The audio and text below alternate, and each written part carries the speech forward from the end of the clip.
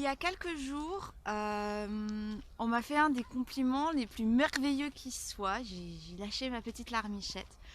C'est une autrice que j'adore qui m'a dit que j'étais devenue Kaina, que j'étais devenue une bêta indispensable.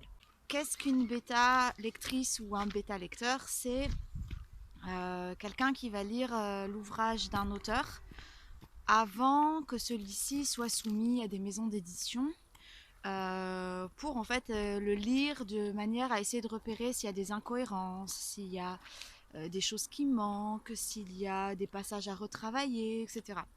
Et donc moi j'ai démarré l'écriture il y a 2 ans, enfin j'ai écrit mon premier roman il y a 2 ans, Les Déboussolés Anonymes, et je savais même pas que je connaissais absolument rien à ce monde-là et je savais même pas que bêta lecteur, bêta lectrice était quelque chose qui existait. Quand j'ai commencé à en entendre parler, je me sentais absolument pas légitime pour pouvoir donner des conseils sur un texte à quelqu'un alors que les miens étaient bourrés d'incohérences, de fautes et de passages à retravailler. Et en fait, j'ai changé d'avis. J'ai changé d'avis parce que j'ai soumis mon premier texte à quelqu'un pour avoir des retours très très francs. C'était lors du concours Anima sur Fixia il y a presque 2 ans. C'était avec Janae les trois tribus. Je m'essayais à un genre littéraire qui n'est absolument pas naturel pour moi. Je m'emberlificote, Kaina. Et en fait, je l'ai soumis à ma mère. Et ma mère a eu ce rôle de bêta lectrice qui a été énormissime. Elle a fait un travail monstrueux sur mon texte.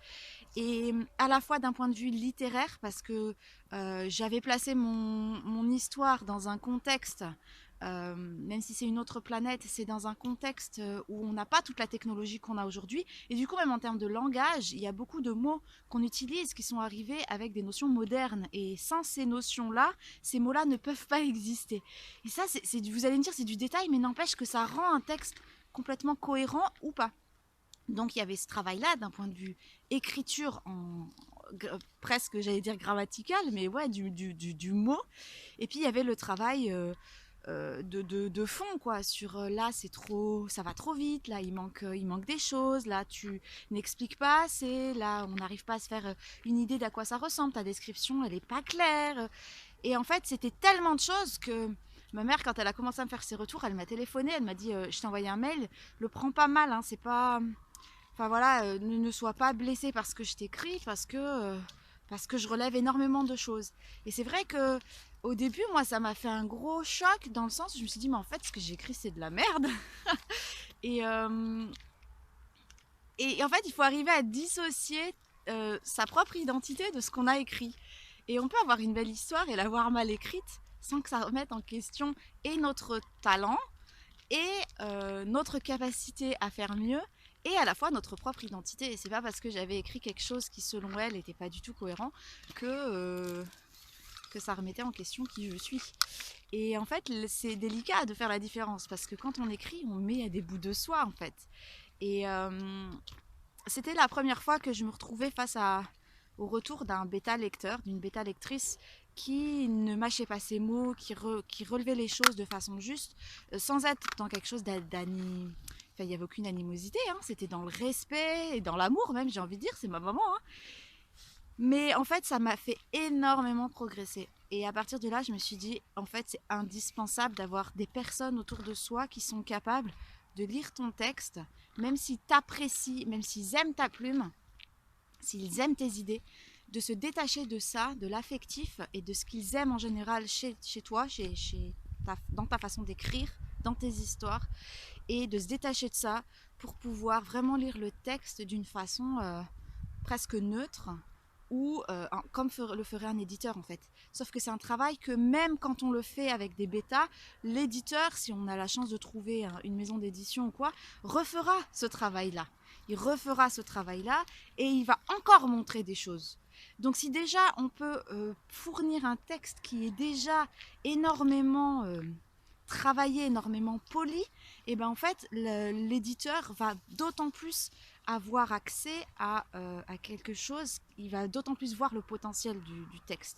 Puis je pense que certains arrivent avec leur bêta à obtenir un texte qui est déjà pas abouti, mais presque abouti, quoi. Et c'est quelque chose qui est énorme. Donc moi j'encourage tous les auteurs à trouver des personnes comme ça, à en trouver peut-être plusieurs même, parce que selon les textes,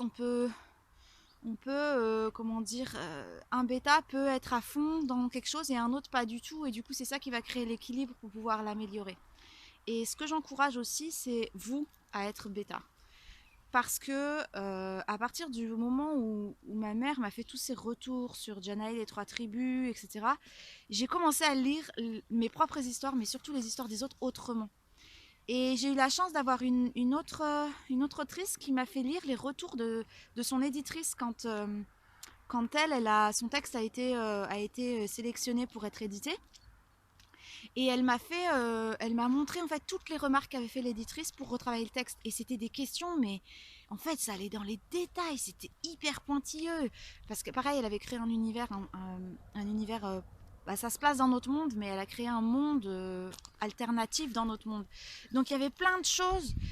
Il fallait, même si elle l'explicitait pas avec des mots noir sur blanc, que ça fonctionnait comme ça dans tel cas précisément, il fallait que l'auteur y ait réfléchi pour que ça devienne logique pour le lecteur, de manière à ce que ce soit amené, que le lecteur se dise, même si la réponse n'est pas écrite noir sur blanc, en fait elle est induite et on la comprend. Et il y avait des pages et des pages de questions en fait, et de ce point à éclaircir. Et là je me suis dit, ah ouais, c'est quand même monstrueux. Alors c'est pas le cas pour toutes les histoires, hein. Si on se place dans une histoire feel good aujourd'hui, forcément il y aura moins de choses à détailler, mais c'est super important. Et donc j'ai commencé du coup à lire les textes des autres en me plaçant en tant que bêta, en me disant ouais là peut-être que... Et en fait sur Fixia ça m'a permis de commencer à laisser des commentaires en tant que lectrice en disant bah là t'as parlé de ça avant, là maintenant tu parles de ça, je trouve que c'est pas très cohérent, il n'y a pas trop de logique, je comprends pas, ou là t'as oublié ceci, ou... Et en fait ça commence à aiguiser notre sens de l'analyse d'un texte, de la compréhension d'un texte. Et puis du coup on m'a demandé, donc ça c'est ce qu'on peut tous faire, c'est ce que recherchent les auteurs quand ils s'inscrivent sur la plateforme Fixia, c'est pour avoir des commentaires en direct sur leur chapitre, pour relever les incohérences et ce genre de choses. Donc moi j'ai commencé à faire ça, à m'exercer comme ça. Puis après on m'a soumis des textes en me disant est-ce que tu voudrais bien, ou moi j'ai proposé aussi, j'ai dit est-ce que tu accepterais que je lise ton texte pour te donner mon avis, etc. Et en fait plus ça avance et plus je me rends compte que c'est c'est comme un couteau qu'on aiguise, quelque chose qu'on affûte, un outil qu'on affûte, et on devient de plus en plus précis. Et moi je le sens en fait dans ma façon maintenant d'analyser un texte. Je commence à prendre mes petites habitudes quand je lis un texte qui m'est soumis en tant que bêta. J'ai un document ouvert à côté, je relève chapitre par chapitre les trucs qui me chiffonnent, et puis après je fais un retour global sur mon ressenti global, etc. Et tout ça fait que aujourd'hui, il y a quelques jours, on m'a fait ce compliment monumental de me dire que j'étais devenue une bêta indispensable. Ça veut dire que j'ai réussi à obtenir cet œil qui permet à l'auteur d'avoir un avis différent, un peu comment dire, qui survole, parce que quand on est à fond dans son propre texte, en fait, on va repérer facilement les incohérences dans les textes des autres, mais on n'a plus le recul pour pouvoir le faire sur son propre texte. Et ça, c'est un fait, je pense que ça arrive à tous les auteurs. Et d'avoir quelqu'un qui est là pour me montrer du doigt là. Et puis en fait, quand la personne le fait, on se rend compte que c'est exactement ça. C'est ce qu'on ressentait sans arriver à mettre des mots dessus et sans repérer les passages exacts. Et voilà, et moi je trouve ça génial.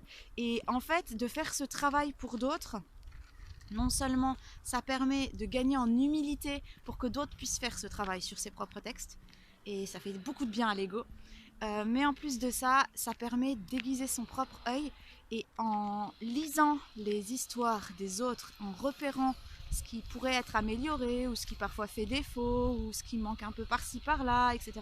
Et ben en fait, moi je relis mes anciens textes, genre les déboussolés anonymes, ou même Janaë les trois tribus, que j'ai envie de retravailler. Je vais retravailler Janaë les trois tribus. Et en fait, sans les avoir encore relus, mais dans ma tête, il y a déjà des nouvelles choses qui me sont apparues comme évidentes qu'il fallait que je les retravaille.